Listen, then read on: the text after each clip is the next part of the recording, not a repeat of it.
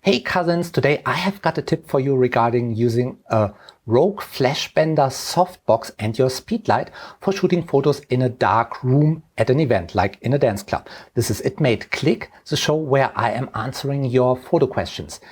In my little survey last week, you told me that your favorite way of consuming photo tips is short videos. So I thought, why not make It Made Click a video show?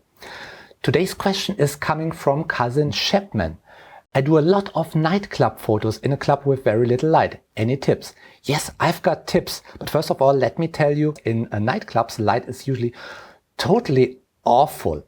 Yeah, we really need to teach light jockeys and light designers something about photographic lighting, because so far what I've seen, their light is making people look awful. But it doesn't matter. We are photographers, so we have flash, and there's currently no replacement for flash. And we make our own light. But how to do that in a nightclub? Well, usually you see me running around with an assistant who's holding a shoot-through umbrella next to me. You can't do that in a club because there's no space. You also cannot just bounce light from your own camera flash, because you bounce into the next person. They've got their pupils wide open because it's so dark. They get really blind and annoyed and they punch you in the face. You don't want to do that, right? What can you do? You can use a little softbox, and I've got this baby over here, the FlashBender Big Softbox. They call it big, and it's fairly big, and it attaches to my speedlight, which has got a CTO gel on it so that it matches the color temperature of tungsten. Now, what I do is I set my camera to ISO 6400 to shoot in utter darkness. Let me go outside, because then we are in utter darkness, because outside it's night. And over here on my veranda, I've got a table and a little red vase. So let's make a photo of this red vase. I mean, why not? Usually in a nightclub, you shoot a face. We are shooting a vase. ISO 6400, I go on aperture variation. I choose an aperture of f2.8 so that I've got shallow depth of field.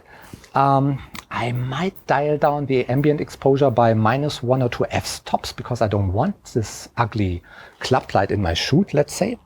And well, yeah, I'm using the little softbox. Let me see over here on the table. Okay, took a shot. I hope you see that, a red vase on the table. The histogram is totally perfect because I'm on ETTL.